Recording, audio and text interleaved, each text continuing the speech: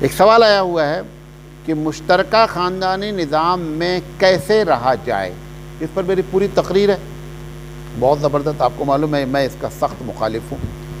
Joint family system کو پوچھا گیا ہے کہ کیسے رہا جائے. اگر رہنا ہی پڑ جائے تو 4 باتیں بتا رہا ہوں. اگر 4 باتیں آپ کریں گے تو ایک ساتھ چاچا، بڑے ابا، پھپھی اور امی سب رہ سکتی ہیں. 4 چیزیں کرنی ہے. نمبر 1، گھر والے یہ طے کر لیں کہ بہو کی پرائیویسی کو ڈسٹرب نہیں کیا جائے گا. پہلا کام. پرائیویسی جانتے ہیں؟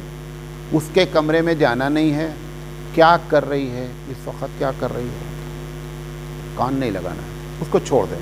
اس کی پرائیویسی کو ڈسٹرب نہیں کریں. نمبر 1.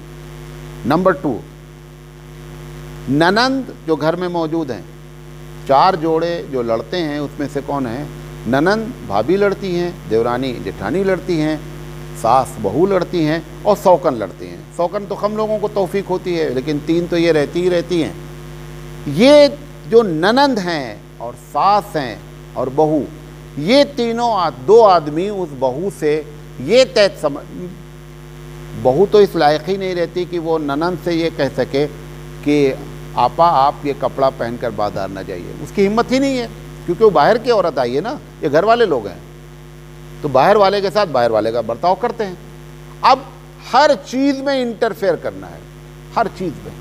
ہماری والدہ اللہ ان کو غریق رحمت کرے، میں نے جب پہلی تنخواہ پائی شادی کے بعد تو میں نے اپنی والدہ کے ہاتھ میں دیا لے جا کر. والدہ نے بہت ڈانٹا. آپ کی والدہ بہت خوش ہوں گی کہ بڑا سپوت بچہ ہے کہ تنخواہ پایا تو ہم کو لا کے دیا. ہماری والدہ نے کہا کہ بیوی جب تمہاری موجود ہے، میرا شوہر مجھ کو دیتا ہے، میں اس بات کو پسند کرتی ہوں، ایسے وہ جو آئی ہوئی ہے اس کا بھی دل چاہتا ہے کہ اس کا شوہر اس کے ہاتھ میں دے. تب پھر جا کر کے گاڑی اچھی چلتی ہے مشترکہ خاندانی نظام میں. لیکن ہماری امی کیا چاہتی ہیں؟ بہو کو بھی پیسہ جانا تو وایا ساس جانا. یہ سب گڑبڑی ہو رہی ہے.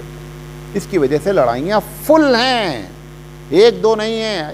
کم سے کم میرا اپنا اندازہ ہے ہمارے مسلم سوسائٹی میں 70 سے 75% گھروں میں لڑائی کی وجہ یہ سب ہے. کپڑا یہ پہن کر نہیں جانا. ارے بھائی تمہاری غلام ہے کیا یار؟ آپ دیکھیں تو یہ جب بات ہوئی، یہ سوال آیا تو یہ بات ہوئی کہ نہیں گھر کے بڑے آدمی ہیں، وہ مشورہ دیں گے تو اچھی بات رہے گی.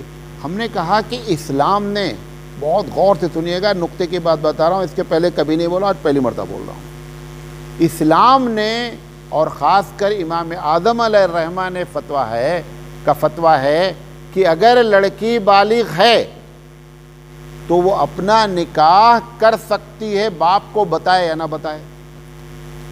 اتنا پاور دیا اس کو اسلام نے کہ وہ اپنا نکاح کر سکتی ہے. اچھا نکاح کر سکتی ہے اور کپڑا پہن کر بازار نہیں جا سکتی؟ تم کون ہوتی ہو بھائی؟ جب شریعت نے اس کو اتنی آزادی دی کہ وہ اپنا نکاح خود کر سکتی ہے، جس میں کسی کے نہ ابا کی پرمیشن کی ضرورت ہے، چاہیے اچھی چیز ہے. لیکن اگر بغیر ابا کی اجازت کے، بغیر امی کی اجازت کے اگر اس نے شادی کر لیا، نکاح ہوگا کہ نہیں ہوگا؟ نکاح ہو جائے گا. اب تم کہہ رہی ہو کہ نہیں بڑوں کا دخل ہونا چاہیے، کیا پہننا کیا کھانا. جب نکاح جیسی چیز میں جس میں اس سخت ضرورت تھی، امام شافعی رحمۃ اللہ علیہ نے نہیں اجازت دیا. امام اعظم نے کہا نہیں، بالغ ہونے کے بعد اس کو اختیار ہے. اب اس اختیار والے کو تم غلام بنانا چاہتے ہو تو لڑائی تو ہوگی، تو مشترکہ خاندانی نظام نہیں چل پائے گا. تو دوسرا کام کیا ہے؟ مداخلت بند کریں 2 لوگ، ساس اور ننند. تیسری چیز ہے، بہو جب آئے پہلے دن شوہر کو چاہیے کہ اپنی امی اور اپنی بہن کو ایک بات سمجھا دے اسلامی لحاظ سے کہ امی یہ بیوی میری ہے، نہ آپا تمہارا ان کے اوپر زور چلنا ہے اور نہ امی آپ کا. یہ کب جائیں گی میکے، کب نہیں جائیں گی، کب بھیجنا ہے، یہ میرا میٹر ہے، میں میاں بیوی سمجھوں گا. امی آپ مداخلت نہیں کریں. پہلے تو جھانپڑ کھینچ کے پڑے گا تم کو، لیکن کچھ دن کے بعد ایک دم صحیح ہو جائے گا. شرعی لحاظ سے سمجھائے ان کو کہ امی آپ ایک عورت کتنے لوگوں کی غلام بنے؟ ہماری غلام تو بننی ہی بننی ہے. پھر ساس کی بھی غلام بنے، ننند کی بھی غلام بنے، جٹھانی اس کی بھی غلام بنے. اتنی غلامی جہاں ہوگی وہاں لڑائی ہوگی بھیا. اللہ نے آزاد پیدا کیا ہے اس کو, تم اس کو غلام بنا رہے ہو.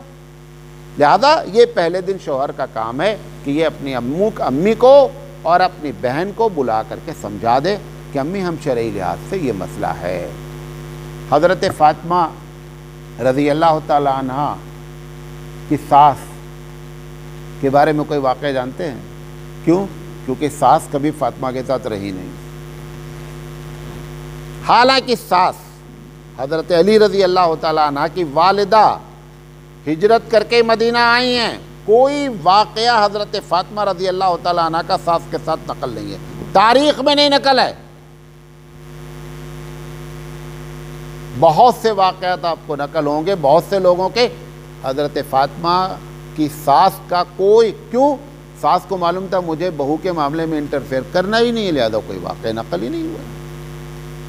ہمارا کام یہ ہے کہ ہم بغیر انٹرفیئر کے ان کو زندہ نہیں رہنے دینا. کئی مرتبہ جملہ بول چکا ہوں, وہ آئی ہے بہو رانی بن کے, ہم نے بیہیو کر دیا بہو نوکرانی, تو یقینی بات ہے نہیں چلنے والی گاڑی. تو تیسری چیز اور چوتھی چیز یہ ہے کہ اس کی ڈیوٹی متعین کر دیں, کیونکہ ہر آدمی کو کام کرنا ہی کرنا ہے. لہذا آپ اپنی بیوی کو, بہو بن کر آئی ہے, امی سے مشورہ کر کے بہن سے کہ آپ بتا دیں کہ اس کے ذمے کام کیا ہے, وہ کام وہ کرے, ختم ہو گئی بات. تو مشترکہ خاندانی نظام رہا جا سکتا ہے. اور اگر یہ نہیں کرو گے تو پیتل کی سیٹی خرید لو. کیا؟ پیتل کی سیٹی خریدو اور بن جاؤ ریفری. ریفری کا کام کیا ہے؟ کبھی ادھر بجاتا پی آؤٹ, کبھی ادھر بجاتا پی یہ آؤٹ. تو کبھی امی کو آؤٹ کرنا پڑے گا, کبھی بیوی کو آؤٹ کرنا پڑے گا, اور تم ریفری. یہ تو بیچارہ پریشان رہتا ہے کہ امی بھی خوش رہیں بیوی بھی خوش رہیں, اور خوش کوئی نہیں رہتا. سیٹی ہی بجاتے رہتے دن بھر, خوش کوئی نہیں رہتا. اللہ رسول کی بات مانو گے تب خوشی آتی ہے, بقیہ خوشی نہیں آتی ہے.